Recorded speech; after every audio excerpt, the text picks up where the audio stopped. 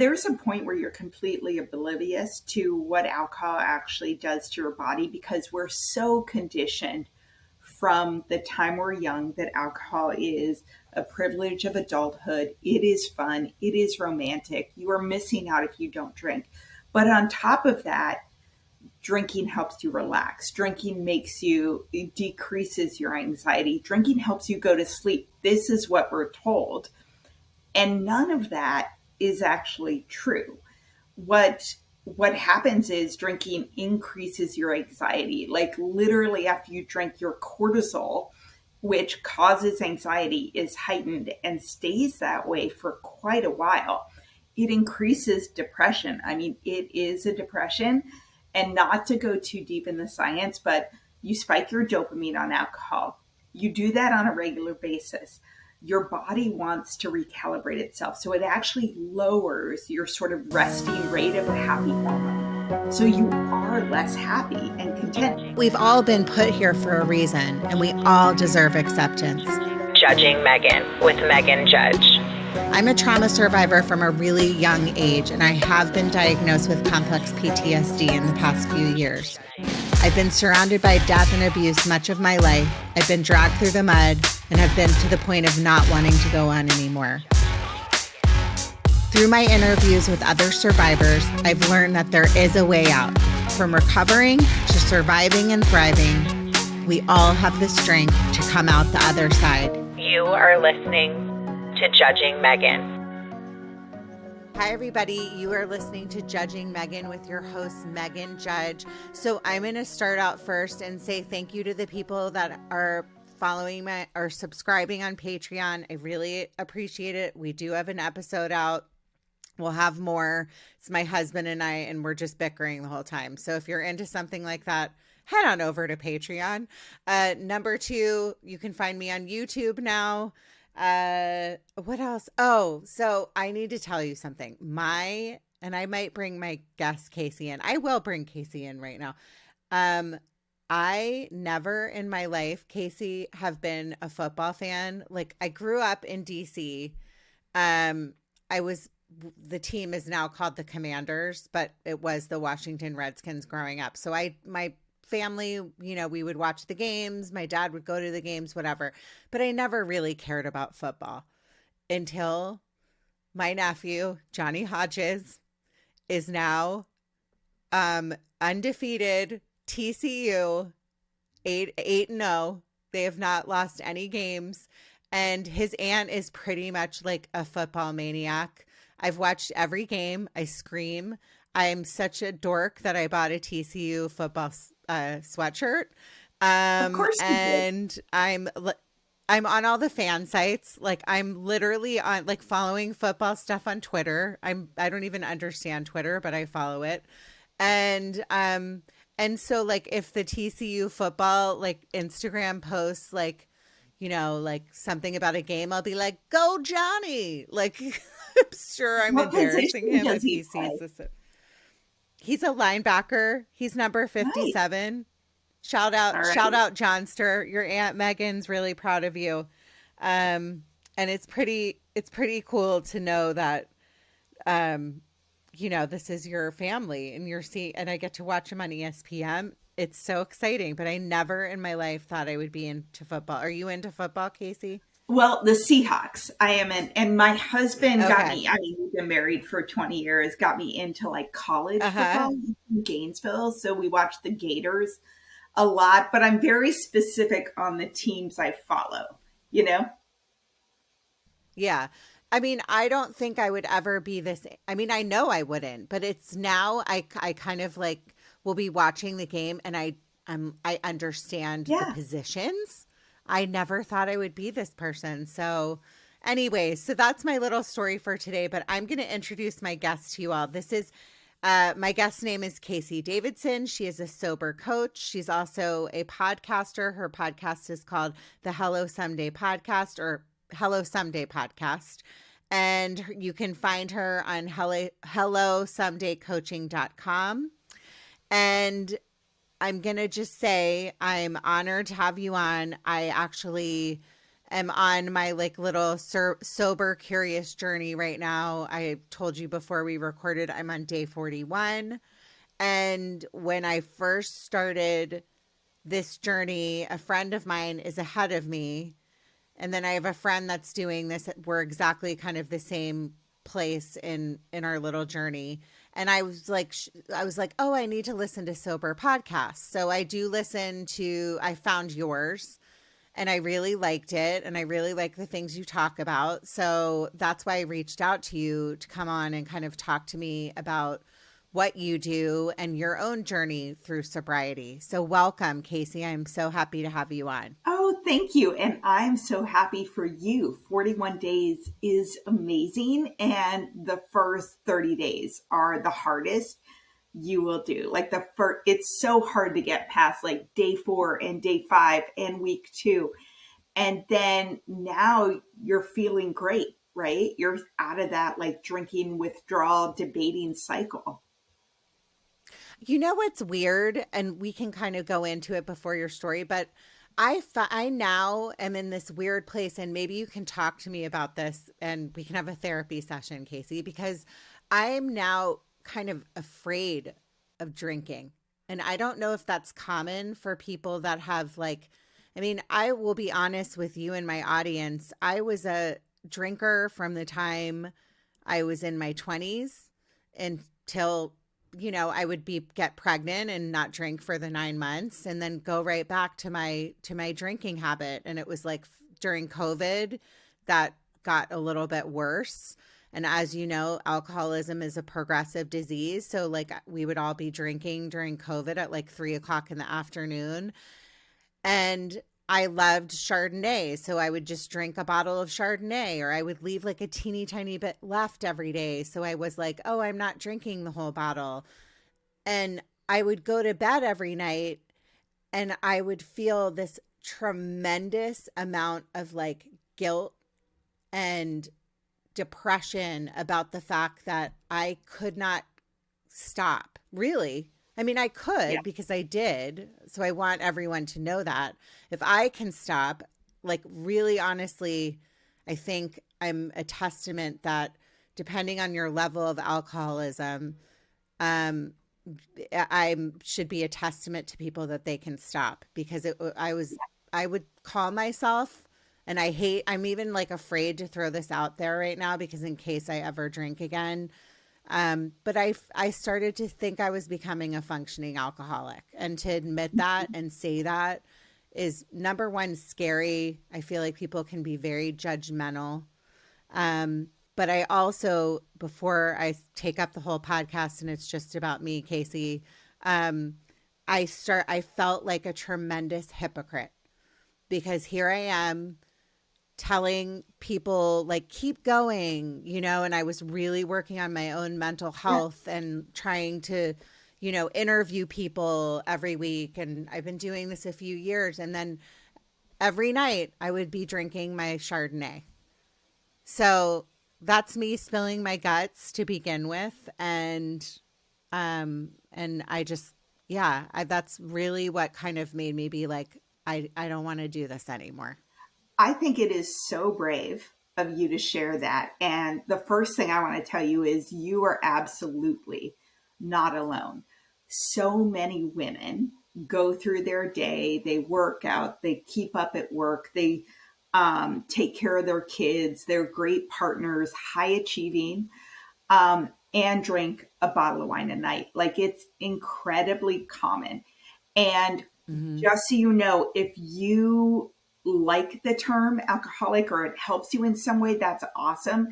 It is absolutely not required. Like, alcoholic isn't even a medical term that's used in the DSM. It's called alcohol use disorder. And you can have that mild, moderate, severe. And I honestly think most drinkers are somewhere on that spectrum, because you're right that it is progressive, in that alcohol is an addictive substance in the exact same way cigarettes are, in the exact same way cocaine is. It is designed, once you consume it, to make you want to consume it more and more often.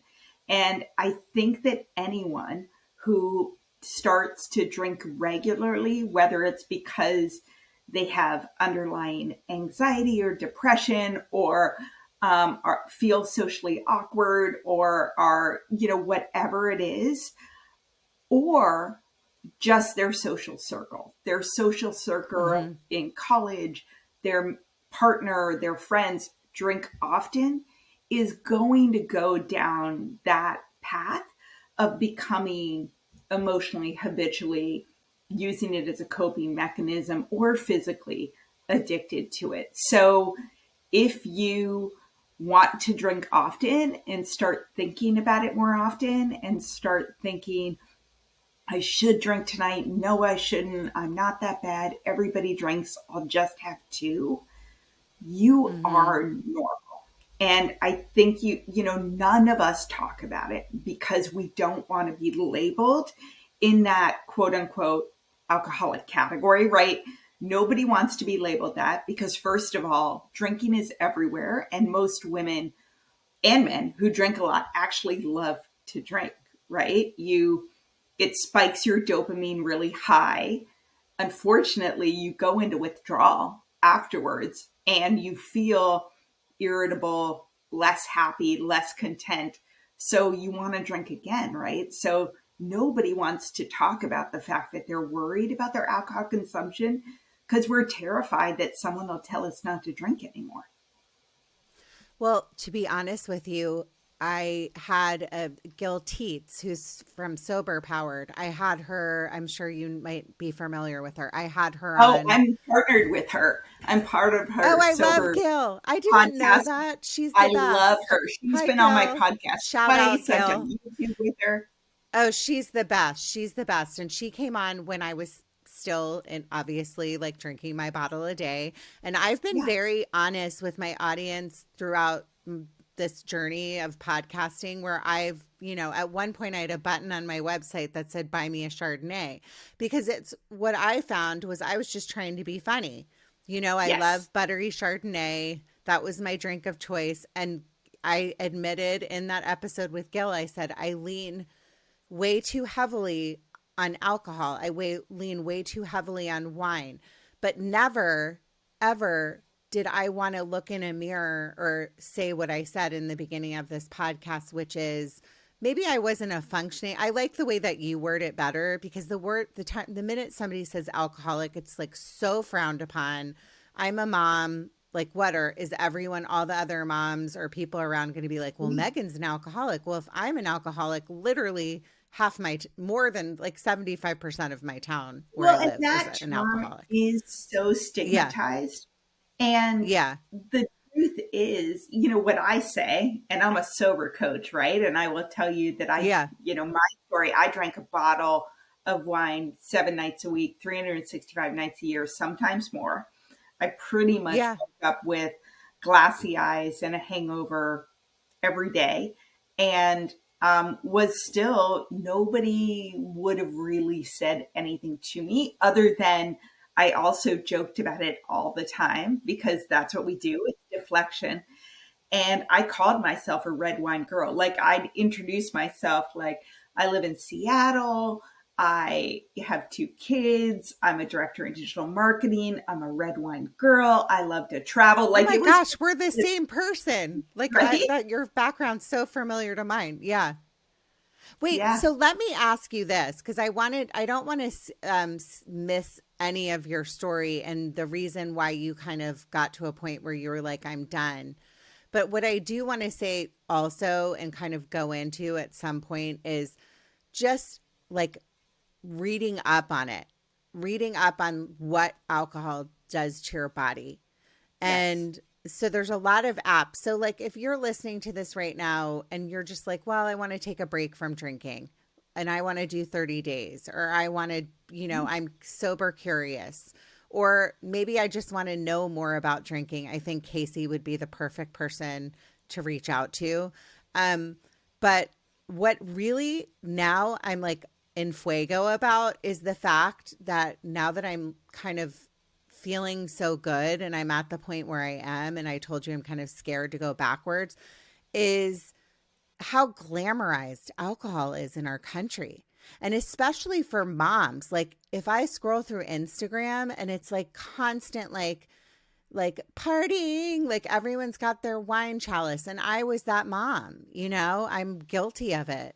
But Yeah. I just wanted to ask you, like, why is it? Because in reality, what alcohol does to your body is you're putting ethanol into your body.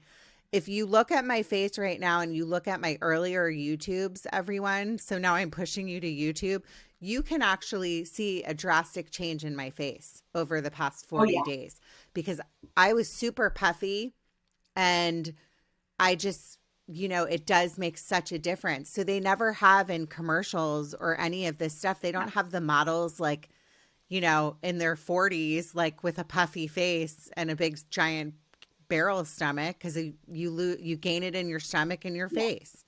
Yeah. Right. So I wanted to ask you about that. Well, what your thoughts are on that. There is so much there. And, I've done 135 podcast episodes for sober, curious women on pretty much every topic, every author, from the scientific things that how alcohol functions to what it does to your health to why we drink, anxiety, perfectionism, imposter syndrome, but also sober celebrities. So what blows my mind is there are lots of celebrities who have either quit drinking or don't drink at all, including the ones who are in the scripts where they drink all the time. So when I was drinking, Kerry Washington in Scandal, right? She always had the biggest glass of red wine, and I was a red wine girl.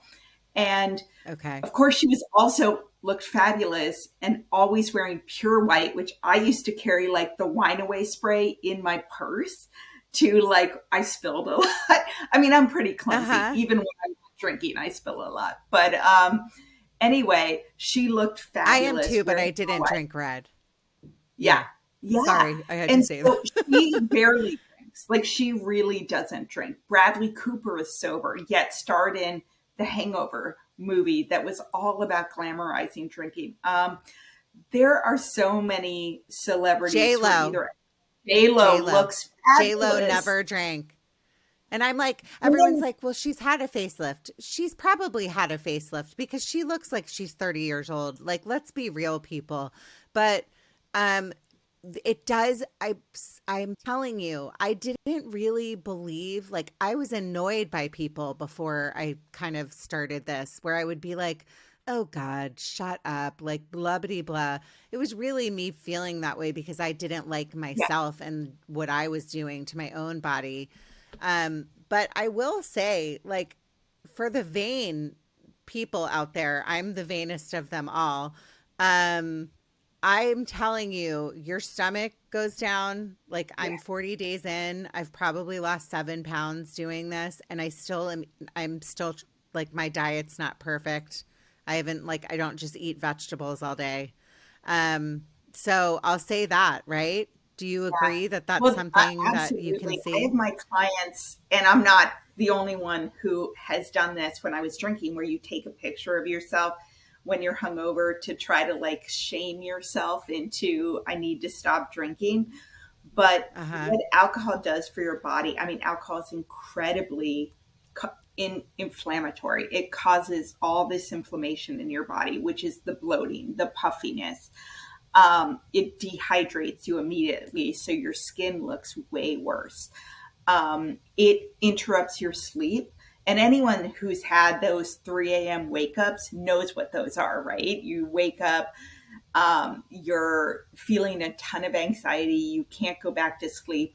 Even super low amounts of alcohol do that to you. So literally, a single glass for a woman decreases your sleep quality by 24%. Anything over a glass decreases your sleep quality by 40%. And I used to drink a bottle a night. I probably hadn't slept well in a decade. You know what I mean? That is so funny that you say that, because I now like it's a weird feeling, and I'm sure I don't know if you felt this way in the beginning of like when you stopped drinking, but now I'm like want to shout it off the rooftops and like what I'm doing, and I want to tell everyone I know, like the checkout lady at Target, like everybody, because I did not sleep. I was not sleeping at all. Like I really wasn't. And then add in like we're in our 40s, perimenopause, all of that stuff. So our hormones start to change. And I would wake up every night, a bottle of wine in at 3 a.m, like you're saying. And what I know now is that's your liver, like knocking on the door. Right. And I wasn't sleeping. Like I did not have a real night's sleep, I don't think, until pretty recently when I stopped. Oh, yeah. And now I sleep through the entire night. Oh my God. Sober I sleep sleep is incredible. It's Well, the just best. for that alone, to be able to be like, wake up groggy, like I Yeah. wake up groggy, like, where you're like, I just slept so well, I don't want to wake up. Yeah. But when you wake up, you're like, it's a new day. This is awesome. Yeah. Well, and there's so many things that we don't know. And I say this as someone who was, there's a point where you're completely oblivious to what alcohol actually does to your body because we're so conditioned from the time we're young that alcohol is a privilege of adulthood. It is fun. It is romantic. You are missing out if you don't drink. But on top of that, drinking helps you relax. Drinking it decreases your anxiety. Drinking helps you go to sleep. This is what we're told. And none of that is actually true.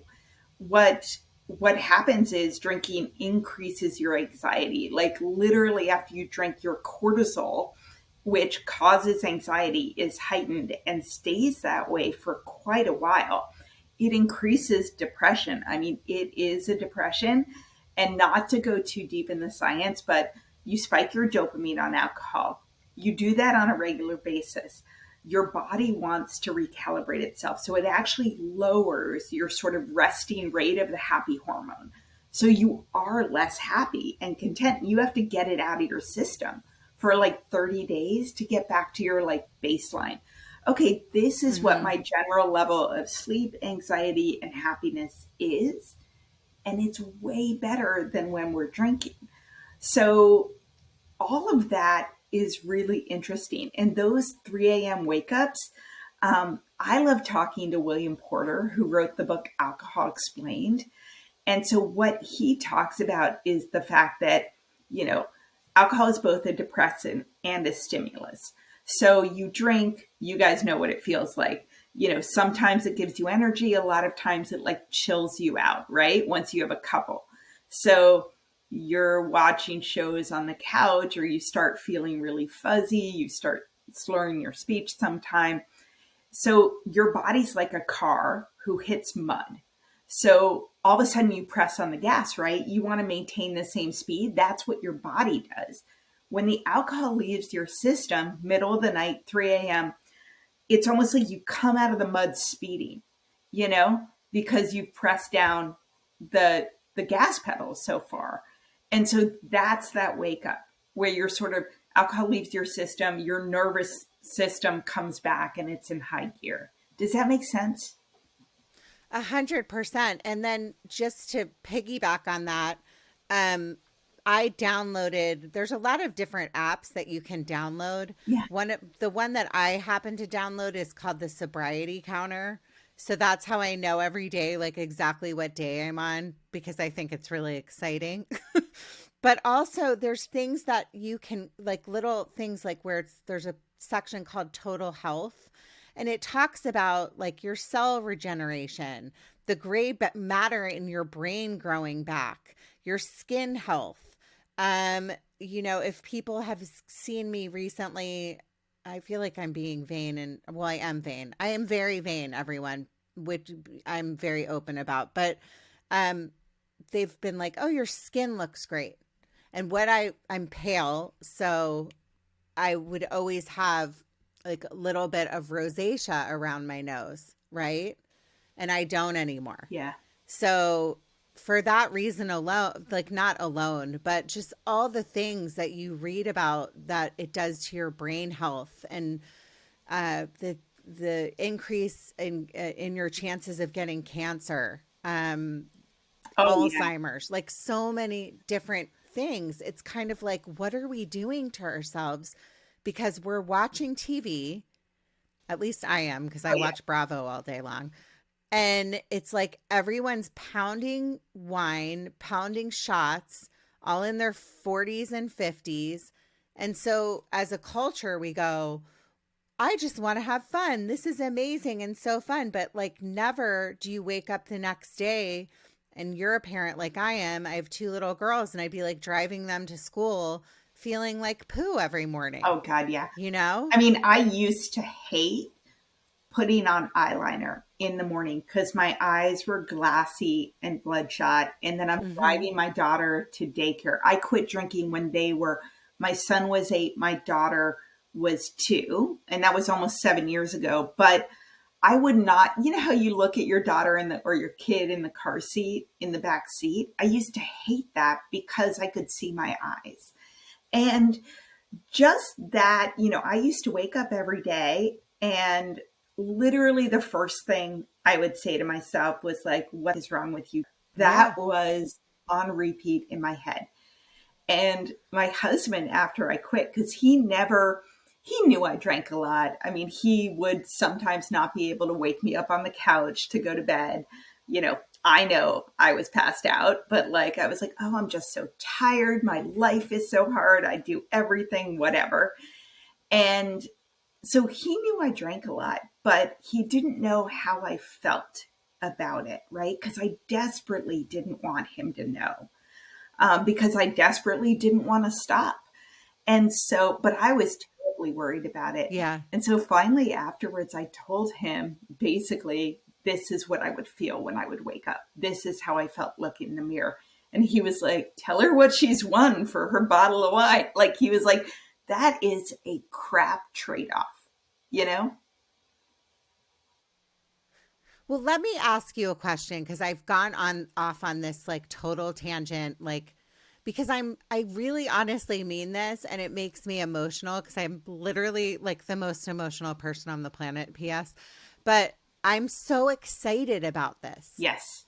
I just feel excited every day. And my husband's still a drinker, and I'm taking this day by day, like I said.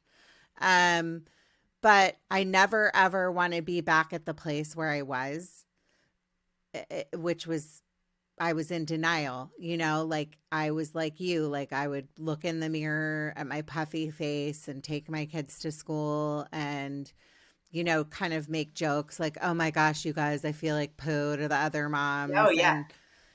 And you just like get to a point and it's like, I don't want to age and be like the drunk old lady. I just Yeah. don't want to be that. So let me ask you, what kind of made you, was it like a journey like me where I was like, I don't want to feel this way anymore? Or was it like, did you have a rock bottom is my question. No. For me, it was sort of a death of a thousand cuts. I didn't Mm-hmm. have a rock bottom. And I really think that we do a disservice to ourselves and to a society. And by the way, I think this is changing and I'm so excited about it. Mm-hmm. People are like, either you're a quote unquote alcoholic, which truly that term is not a medical term. It's not a diagnosis. You do not have to adopt it unless it helps you, make it black and white. I'm not going to drink. But what we think about, because this is what TV portrays, is either you are a quote unquote alcoholic and you have to stop, or you're not, and there's no problem. And, Mm-hmm. I used to think, because I was a big drinker, I was like, look, either if you don't drink, either you're lame, you're pregnant, or you're an alcoholic. I mean, when I was young, those were the 3 categories. No, I mean, but No let's be problem. honest. Most people think that. Yeah. Let's be honest. Most people, and I'll tell you something, by the way, Casey, I'm still fun. Like, I'm still Oh, yeah. funny. If not, like, I think I'm even funnier now because I'm with it and I can come up with stuff quicker. Whereas I was Yeah. slow, right? I was like not as fast I on my feet. I thought drinking was so fun. And, you know, I'll go back to my story. But, like, for example, Yeah. I would get away from my kids with my husband. Mother-in-law was home. New Year's Eve, we were going to have like the fun couple sleepover at one of my friends' houses where we like party all night kind of thing. New Year's Eve, Mm-hmm.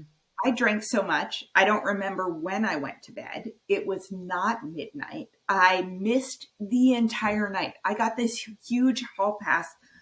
Didn't make it to midnight, right? All I know is I was drinking with my friends. I woke up the next morning in bed, thank God, because my husband takes good care of me, brutally hungover and embarrassed.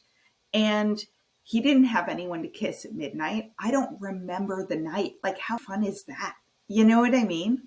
Like, I've been looking forward to it for weeks.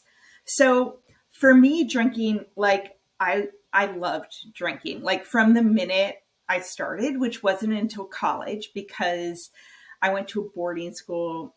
I also grew up on and off in DC. I did too.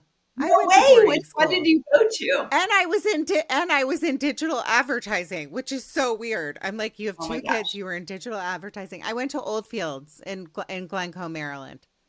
Okay, It's I an went all to girls boarding school, Chokeberry very Hall small. in Connecticut. Um, Oh, I've heard of and it. It's yeah, That's so funny.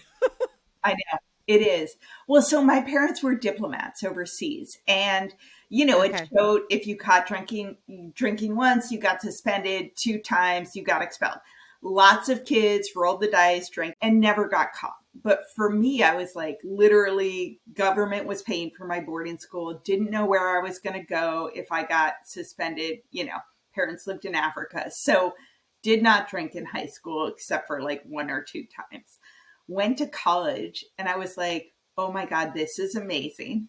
I joined the women's rugby team, which is basically a crash instructional course in how to drink problematically. Literally, the goal, meaning you got positive social reinforcement for throwing up and drinking again. Like, it was called Boot and Rally, and it was like a thing. So, drank really heavily through college, loved it. I mean, you know, it's fun other than the hangovers.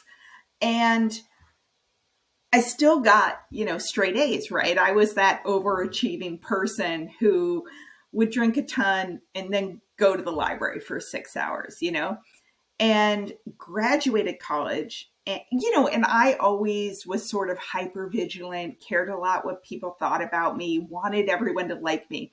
So in my mind, when I drank, anything could happen. Like, I shut my mind off. Like, I could stop thinking about that. I could stop trying to be careful. Like, I was just like, this was a strategy for me, like, you know, and graduated college and got my first job in DC. I was a management consultant, you know, right out of college. And I was super stressed out. My dad got diagnosed with pancreatic cancer, you know, and told he had 6 months to live.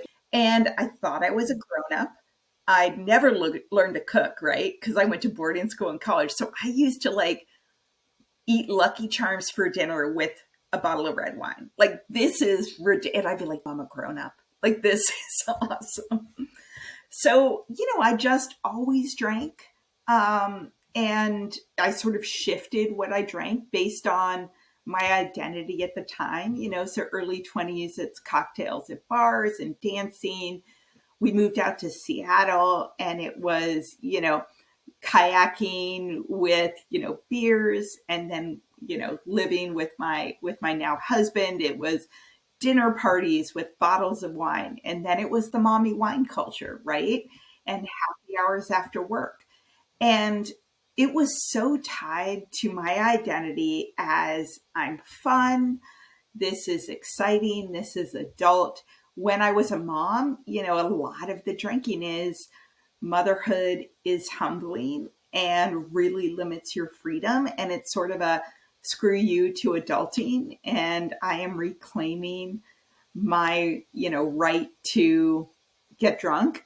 But it's also you suddenly, when you're a mother, you give up a lot of the other coping mechanisms and interests and hobbies that you had before you had children. So before I was always a heavy drinker, but before I had kids, I also took guitar lessons and went to Pilates and, did all these other things other than work. I had a kid and it was basically work, rush to daycare, get him home, loved him, but bath, diapers, bed, you know what I mean? Like you can multitask if you're drinking, you know? Well, let me just say one thing, point out what you just said is motherhood is very difficult, which every mom can tell you. All I ever wanted to be was a mom. I have my 2 little girls, knock on wood, healthy, but I felt like I had to drink to get through the amount of stress because I was in a high stress sales job. On top of trying to take care of, my babies, my first baby especially. I remember I was in such a high stress job that I I almost went into early term labor because I was so, stressed out. With my second one, I couldn't get pregnant and I found out that it was due to stress.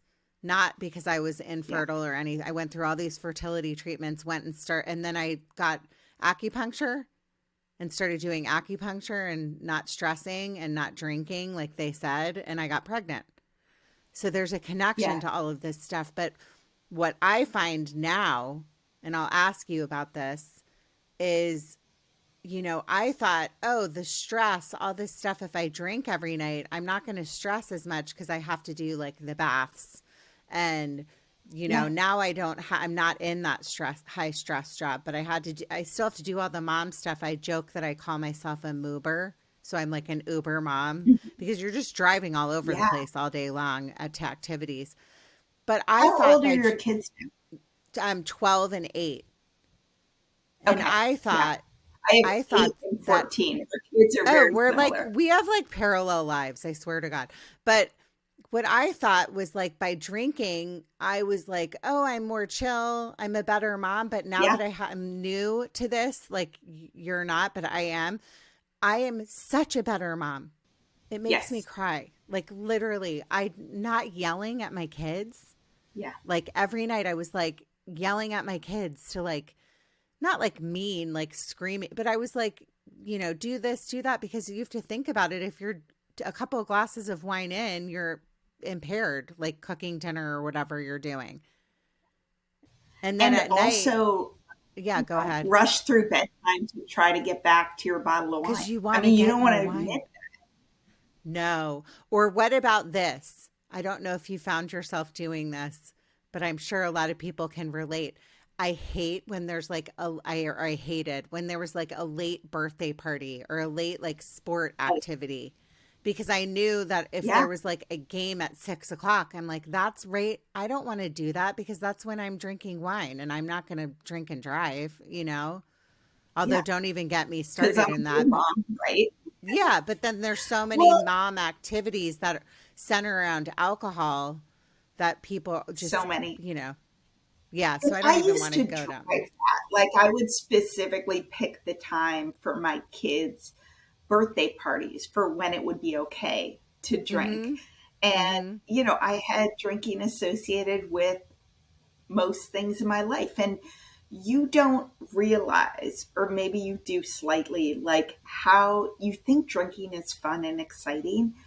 Your rewards and interests really shrink to a very small universe of things that you could be doing, because suddenly, like you said, you're focused on I don't want to do that because that's when I get to quote unquote relax with my bottle of wine.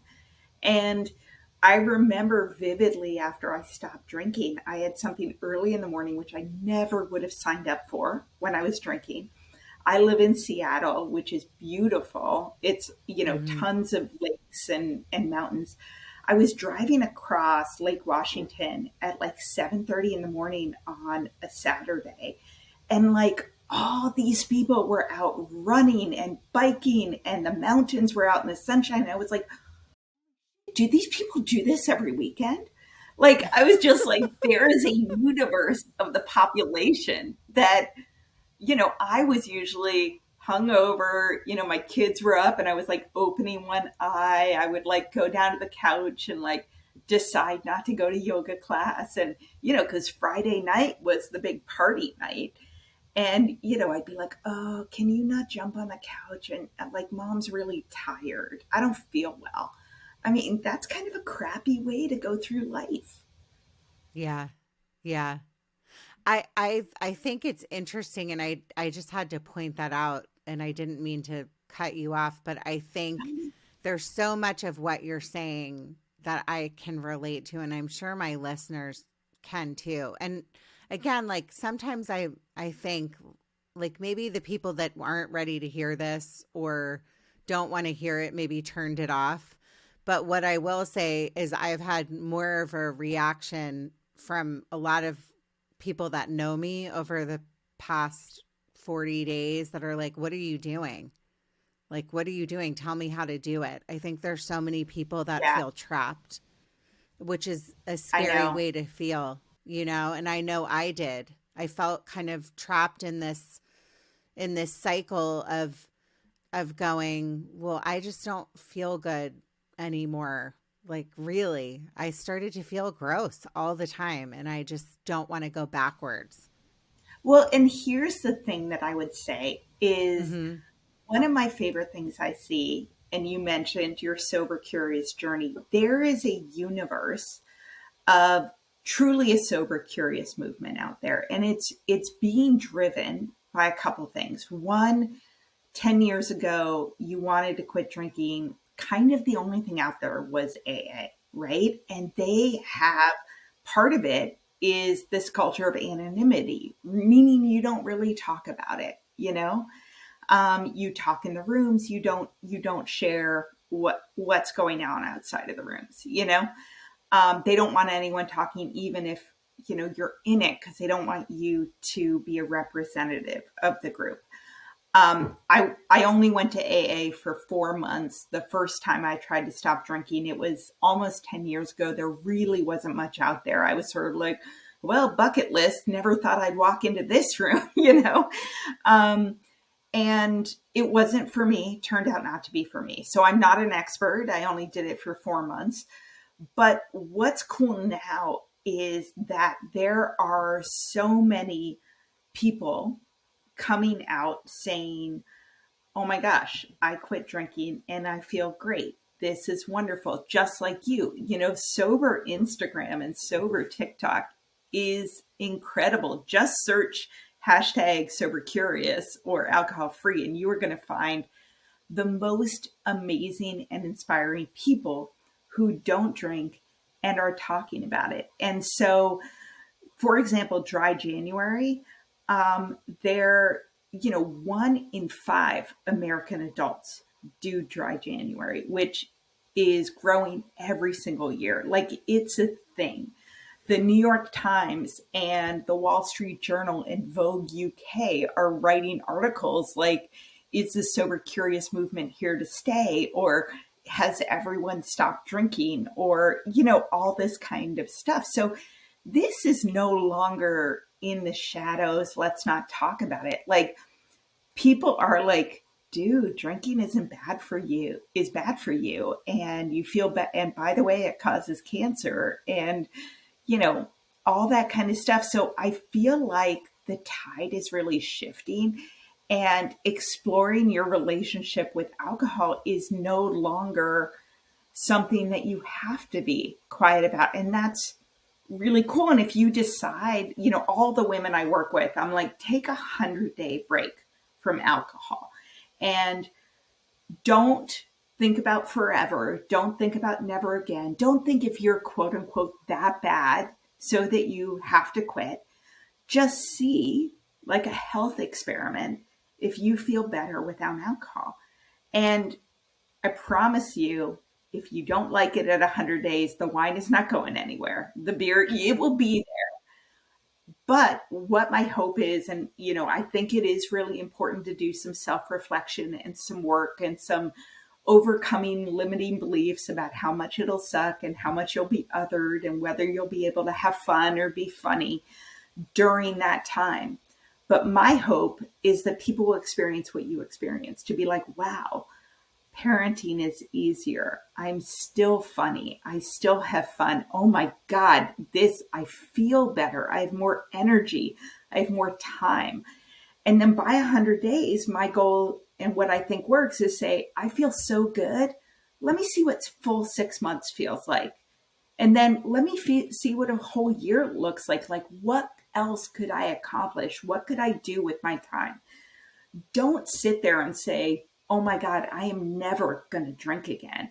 Because that's like going on 3 dates with a guy and being like, all right, I like him, but I have to decide at this moment whether I'm going to marry him or I need to dump him and never see again, Well, that's why I keep saying, I'm like, well, I don't know if I'm ever going to drink again. I might, and that's okay.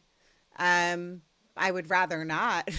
I found that I am saying to people stuff like, oh, don't worry. Like, I'm going to drink again. I'm going to be fun again. I was saying that, I'll be honest. And Yeah. maybe even on Halloween, I've never celebrated a Halloween where I haven't had a giant glass of wine cup trick-or-treating with my Oh, kids, yeah. like a red cup, and then Yeah. continued to like fill it up. And I found myself on Well, Halloween going, separately, why do you need that to go I around a don't Halloween? know. I don't know because my mom You didn't do know? that when we were kids. So that's what I'm saying. And something you just said, what strikes me the most is to do the sober January. So to be honest with you, I tried to do a sober January when the January 6th happened, when like that Ah, whole, like yeah. all of like, and I'm a Washingtonian, so that was extremely traumatizing for me to see. Oh, God. Yeah. Um, but I made it to that day. So I made it to 6 days. And I Yeah. remember thinking like, well, I didn't drink for 6 days, so I'm fine. And Yes. I had to get to the point for myself.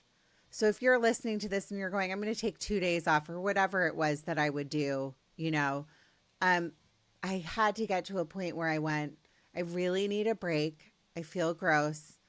I I need this. I need to do this. And something that I have said that has helped me, so I would love to hear things that have helped you or helped you in the beginning at least, Yeah. is hop water. And I Yeah. am promoting them. I am an affiliate now because I stalked them literally because I love them so much. They I had to find a substitute for my sitting on the couch watching Bravo at night instead of wine. So like I Yep. never have been a beer drinker. I don't I'm not doing an ad right now. This is real. I've never liked hops, but I really love hop water and what I find is more and more companies are coming out with a sober alternative or a non-alcoholic They alternative. have to, because the non-alcoholic beverage market is growing at 30% and nothing else is. So it's Yeah. incredible, the growth of non-alcoholic beer, wine, spirits. So like Guinness just came out with a zero point 0, Heineken, Corona.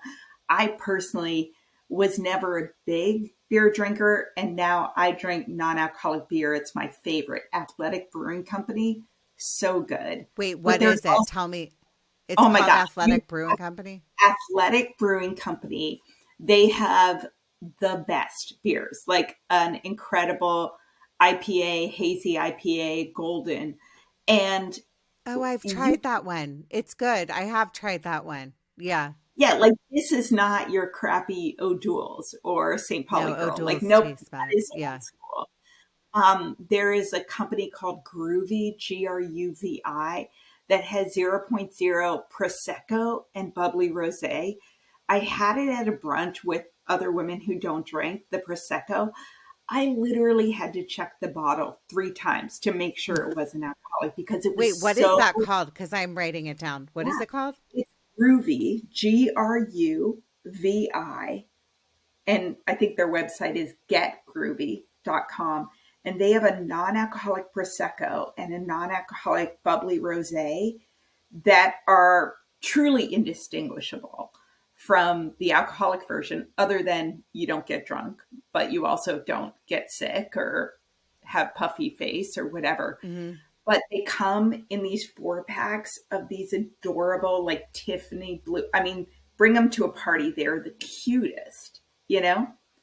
So what I would say to people starting out is, one, make it an experiment, make it empowering, make it something that you are doing to truly take care of yourself. Like, you are not a 16-year-old who got grounded and lost your car keys. Like, that is just not what this is. And then get some kind of support. Like, podcasts are amazing. There is a whole category of book called Quitlet, that, you know, chicklet, like book. It's all about people quitting drinking or information about quitting drinking. And there's a spectrum of stuff out there, but a lot of it is really, empowering and positive.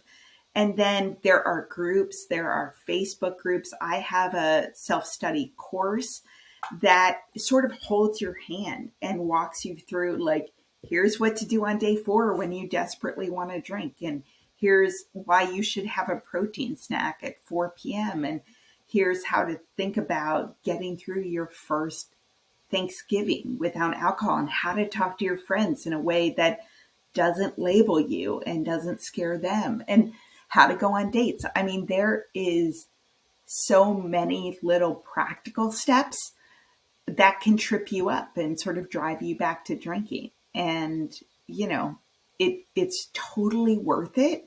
It's simple, but it's not easy, you know? Yeah. And I'm curious to know, like, how did you become a sober coach? Like, was it something where you were like, oh, I'm sober? Like, how did that happen for you? Yeah. Well, so I quit drinking with a sober coach 6.5 Okay. years ago. Like I said, almost 10 years ago, I kind of got to this point where I was, you know, in this high powered job. I was barely coping with life. I was kind of shaky in the mornings. I, you know, sort of, I mean, I knew it was the alcohol. I knew I was drinking too much. I had tried to make all the rules, right? Like, I'll only have 2 glasses. I'll only Mm-hmm. drink when I'm out, so I wouldn't drink too much because I had to drive home. I'll only drink when I'm home, so I won't have to drive after drinking. Um, I'll drink white wine because I loved red wine. I'll drink beer. Didn't work.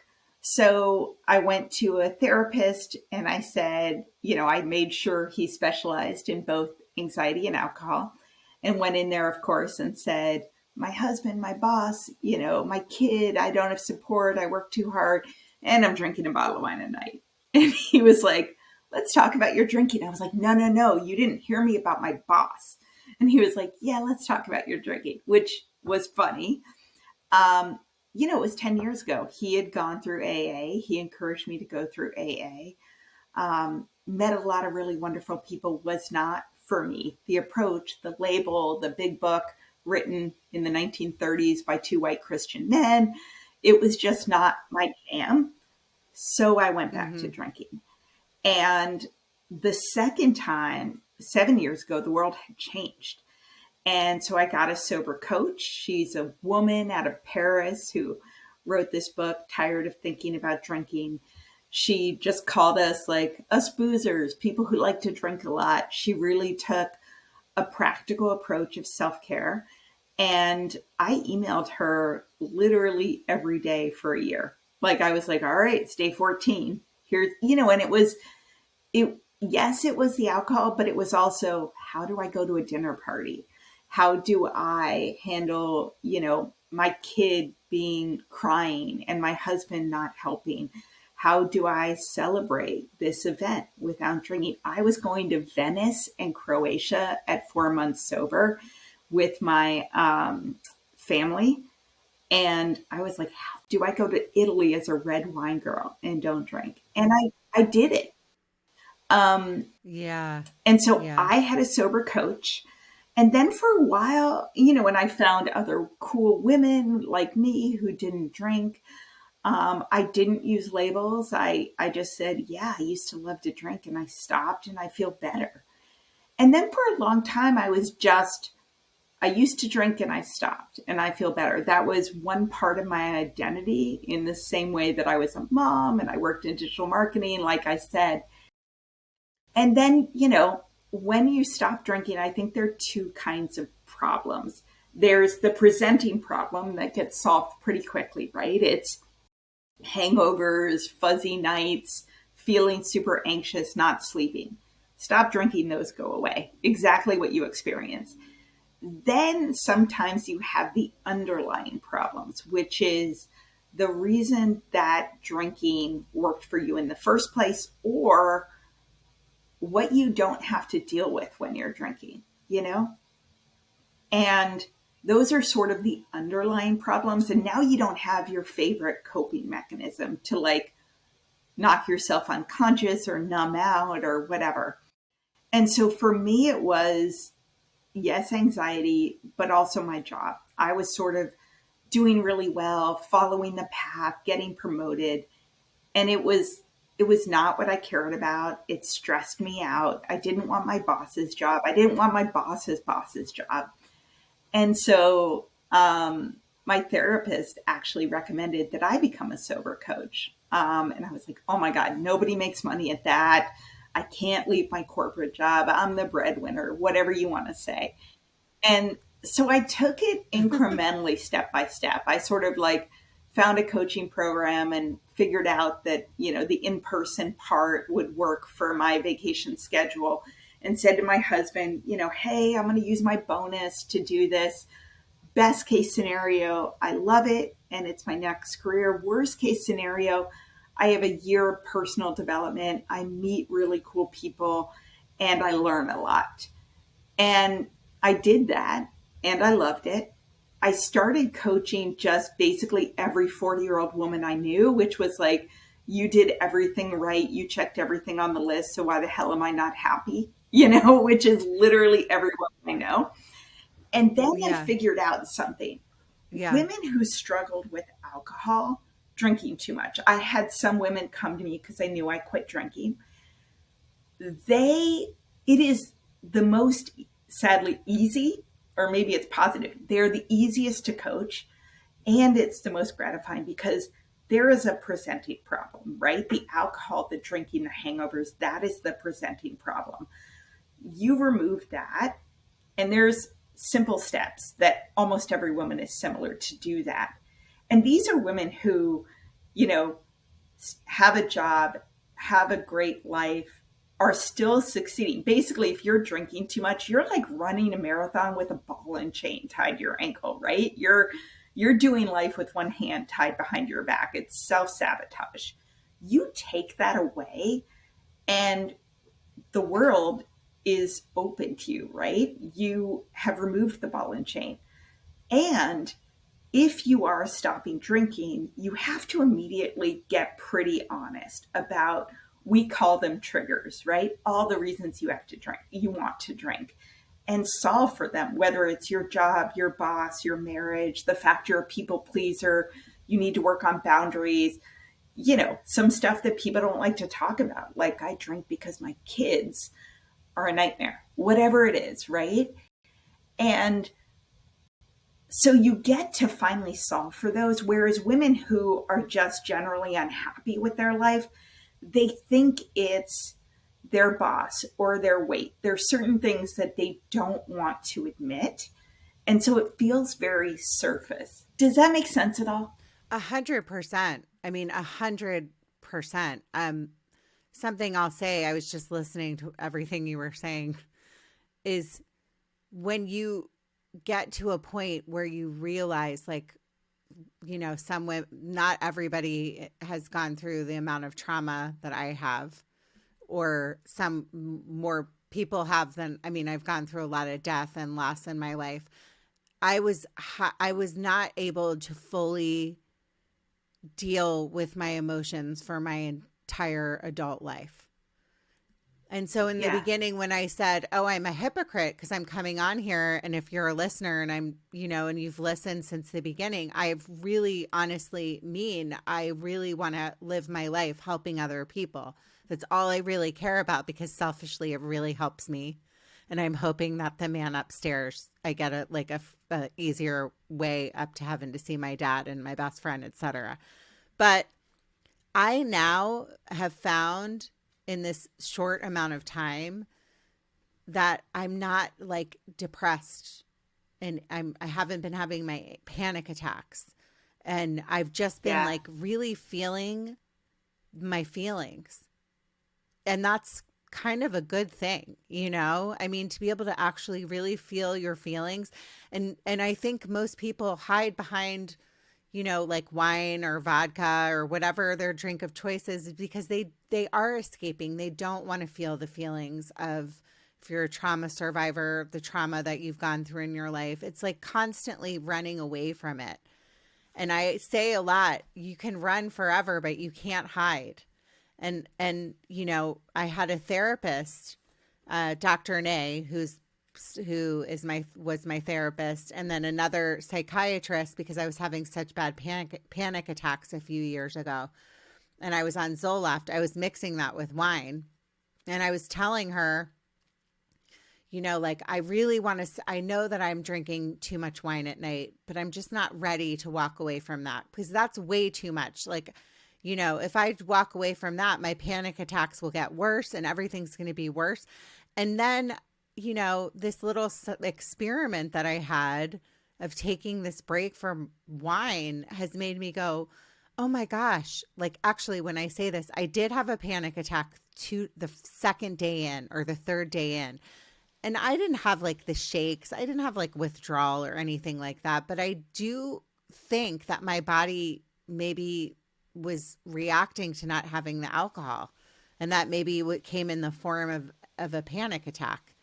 But everything you said really struck me, because to be able to like truly live your life and live your feelings and live your emotions, and not really, to be honest with you, I don't really give a shit what anybody thinks of me anymore. And this was the last piece of the puzzle in my life that I really needed to clean up. Or else, like I said in the beginning, I felt like a hypocrite. So if I have a vodka martini tomorrow, like, I'm not going to be like, oh, I ruined the whole thing. Maybe I will be, but I just know I can never go back to that again. And I think for my audience that's listening, something that really helped me was listening to your podcast, to be honest with you. And we're so lucky that we have so much information now. I hate to be at the end of the podcast and talk about some of the statistics, but you actually posted this the other day. You said 1 in 8 deaths of people ages 20 to 64 occurred because of alcohol-related injuries or illness. Yeah. Yeah. And I mean, women's drinking went up by 84% between 2008 and 2018. And during the pandemic, women increased heavy drinking again by 41%. And what's incredible is women with children under the age 5 in their house during the pandemic increased their drinking by 300%. Yeah. So it's everywhere. It's pushed on us, not only by marketing and TV and popular culture, but by each other. When you say you have a bad day, my husband still drinks. He's can have like one. He has a beer or two every night, but I used to drink the bottle, and Yeah, my husband's like that too. yeah, And that's he's fine. Like, I've been pushing it on him. He's like, oh leave yeah, me alone. I'm like, no, it's such a great life. He's like, okay, Meghan, enough. yeah, but So I've, I would whatever. have a bad day, and he would buy me a bottle of wine to out for dinner to bring home because he knew it made me happy. And I would talk about Yeah. my boss. My girlfriends would be like, "Dude, we need a bar night." Like we do it to each Yeah. other. It's the norm. Also, like, not to mention the fact you talked about your trip to Croatia and Italy. And I'm like in my head going, well, I'm supposed to go to Italy this summer. And, you know, like, what am I going to do? Like, I started thinking that way and I was like, I can do this. If I Oh my God. didn't drink a chalice of wine on Halloween, I'm like, I can do this. If I've gotten this far, I can do this. And if I fall, that's fine. All I know Yeah. is that I'm such a strong believer in what I've learned during this period of time about myself that I would like, and I think you would agree on with me, is that this is a gift. Like, life is a Yes. gift. We're here for such a short amount of time. Really, honestly, we are. And just being like, well, I'm not like crying on my pillow at night because I like thought about a memory of my dad because I was like drunk and I was thinking about my dad or my best friend that passed away. Like, it's like I can actually really deal with my emotions in a much healthier way. Yeah. So And by the if way, I just haven't, so you know, go sober ahead. travel is the best. You are going to love it. I wish I could go back on every trip I've gone on and not drink because I went to Venice and yes, I missed the wine at night at dinner. I also woke up really early and took photographs of the canals and the city before anyone else was up. And I did things that I never would have done if I was drinking because I'd just be sitting in a wine bar for hours, you know? Yeah.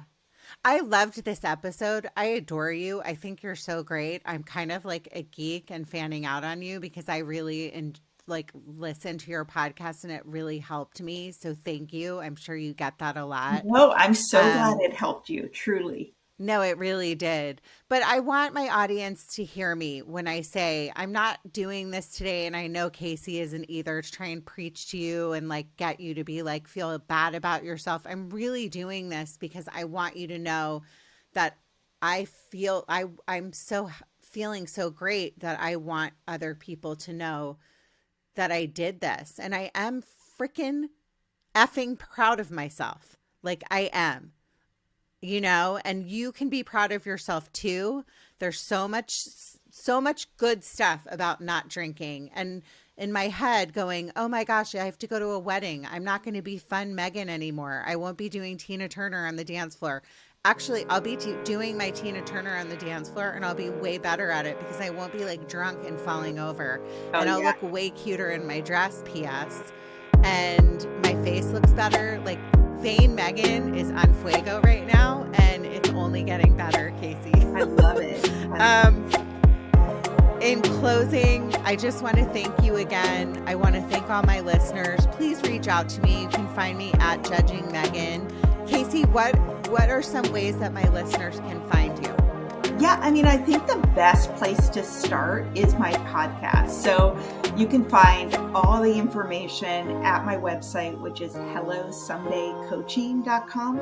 I've also got a free 30-day guide, 30 tips for your first 30 days if you want to get started. And it's super practical, you know, what to buy at the grocery store and how you'll feel on day 5 and what to do on your first weekend.